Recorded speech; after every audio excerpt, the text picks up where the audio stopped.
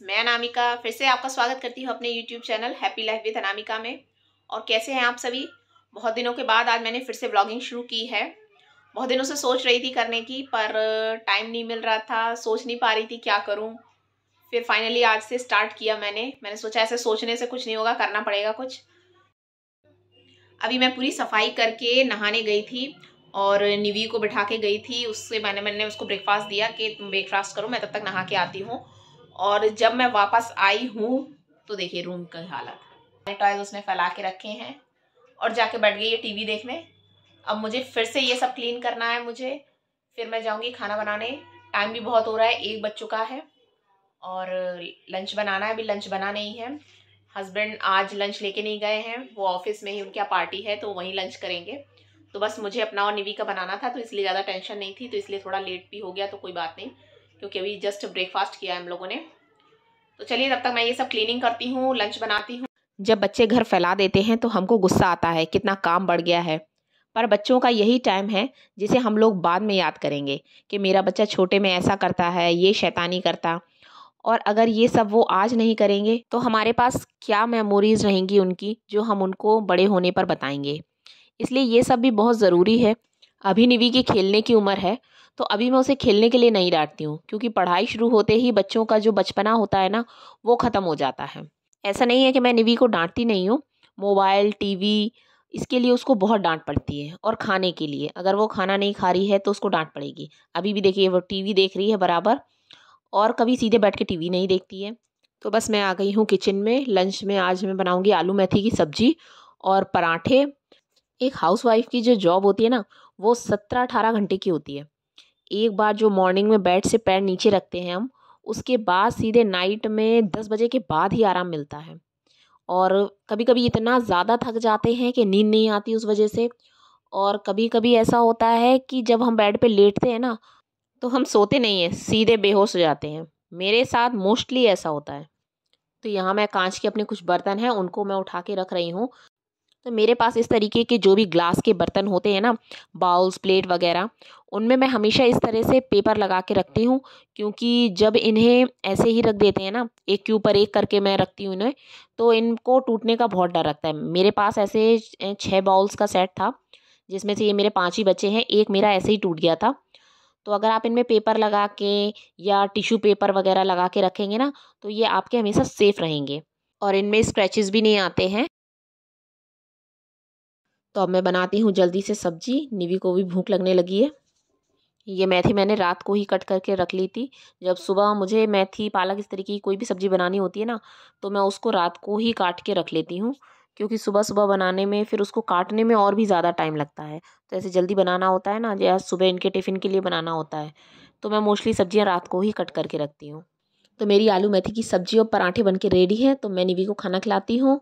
तो यहाँ निवी लगी है तब से टीवी देखने में और शैतानी करने में। अब इसको खाना खिलाना बड़ी आफत का काम होता है। इसको एक पराठा भी ये पूरा खा लेना तो बहुत बड़ी बात है। बहुत दिनों की मलाई इकट्ठी हो गई थी, तो सोचा, बहुत दिन से सोच रही थी घी बनाऊं।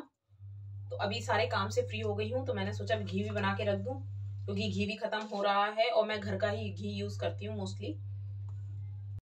वैसे मैंने लोगों से सुना है कि सर्दियों में लोगों का घी बहुत जल्दी नहीं बनता है, पर मुझे लगता है कि मेरा घी सर्दियों में बहुत ज़्यादा जल्दी बन जाता है। ये मैंने पूरी मलाई को निकाल के एक ये बड़े बर्तन में ले लिया है, और इसमें आप मुश्किल से 5 मिनट भी नहीं लगता है, 5 मिनट तक ऐसे ही ये मलाई को मैं चलाऊंगी। स्पून से चलाइए या आप हाथ से चला लीजिए इसको अच्छे से, जिससे भी आप अच्छे से इसे फेंट सकें। और इसको बस बहुत अच्छे से आप इसको चलाइए और देखिए, आप 5 मिनट के अंदर इसमें से मक्खन निकल आता है। अब बस आप इसमें धीरे धीरे थोड़ा थोड़ा सा पानी मिलाइए, और पानी मिला के फिर इसको अच्छे से फेंटते जाइए। पानी आप कैसा भी लीजिए, ठंडा, गर्म, कैसा भी। ये मेरा पानी बिल्कुल हल्का सा गुनगुना सा है। और बस इसको बहुत थोड़ा सा आप मिलाइए इसमें, और बस इसको आप मलाई को चलाइए।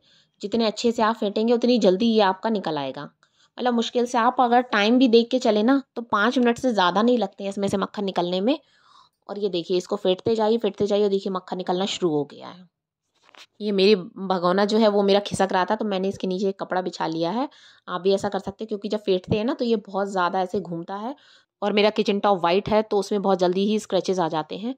और ये देखिए मक्खन मेरा निकल आया है। और मलाई को मैंने एक दिन पहले ही रात को ही निकाल के बाहर रख दिया था और ये मैं अगले दिन शाम को बना रही हूँ। आप अगर 8-10 घंटे भी मलाई को बाहर रख देंगे ना, उसके बाद बनाएंगे तो भी आपका बहुत जल्दी और बहुत अच्छा इसमें बटर बन के रेडी होगा। अब इसका जो ये दूध सा ये जो निकल आया है ना, इसको हम दूसरे बर्तन में निकाल लेंगे। आटा मारने के लिए आप इसको यूज़ कर सकते हैं।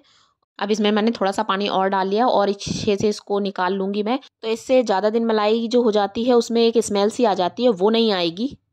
और देखिए इसको फेंटते फेंटते ये देखिए धीरे धीरे ये एकदम चिकना हो रहा है और एकदम बिल्कुल बटर जैसा बन गया है ये। और इसमें थोड़ा थोड़ा पानी डाल के मैं इसको मतलब साफ़ करती जा रही हूँ, जिससे मलाई में से जो स्मेल होती है ना वो ना आए, इससे हमारे घी में स्मेल नहीं आएगी और एकदम फ्रेश हमारा घी बन के रेडी होगा। कुछ लोग इसको बटर को ऐसे ही खाते हैं, डायरेक्ट इसको ऐसे ही रोटी पे लगा के खा सकते हैं। तो बस अब मैं इसको घी रेडी करती हूँ। तो इतना मेरा देखिए बटर निकल आया है। तो बस अब इसको धीरे धीरे चलाती रहिए गैस पे। और अभी शुरुआत में तो गैस तेज़ रखती हूँ, फिर उसके बाद इसको सिम कर देती हूँ। सिम पे थोड़ा घी पक जाता है तो बस बन के रेडी हो गया मेरा घी। तो देखिए मेरा घी बन के रेडी हो गया है। ये मेरी 1 किलो की बाल्टी है और आधी बाल्टी के करीब घी बन के रेडी हो गया है। आज मैंने कुछ ड्राई फ्रूट्स मंगवाए थे, बहुत दिनों से सोच रही थी मैं अपनी बुआ जी के वहाँ से मंगवाती हूँ, वहाँ पर अच्छी मिल जाती है। सुबह 4 बादाम और थोड़े से अखरोट मैं भिगो कर खाती हूँ। मैं भी खाती हूँ, मेरे हस्बैंड भी खाते हैं और 1 बादाम मैं निवी को भी देती हूँ। और सारे ड्राई फ्रूट्स को मैं फ्रिज में स्टोर करके रखती हूँ क्योंकि बाहर बहुत जल्दी ख़राब होते हैं। मेरी कई बार ड्राई फ्रूट्स ख़राब हुए हैं, तो जब से मैंने फ्रिज में स्टोर करती हूँ ना तब से ये ख़राब नहीं होते हैं। और ये यहाँ मैं अपने किचन में कुछ कंटेनर्स रखती हूँ, इनमें सारे ड्राई फ्रूट्स को भर के रखती हूँ। जिन लोगों के घुटने में दर्द होता है वो अगर थोड़े से अखरोट और बादाम को भिगो कर खाएं तो उनके घुटने के दर्द में बहुत ही ज़्यादा आराम होता है। मेरे भी कुछ दिनों से थोड़ा घुटने में दर्द हो रहा था, तो मेरे अखरोट ख़त्म हो गए थे, तो इसीलिए मैंने ये अभी मंगवाए फिर से। और इसको खाने से मैंने पिछली बार भी मैंने जब खाती थी तो मैं देखा था कि काफ़ी इससे अंतर पड़ता है। मतलब आपको 1-2 महीने में आपको अंतर दिखने लगता है।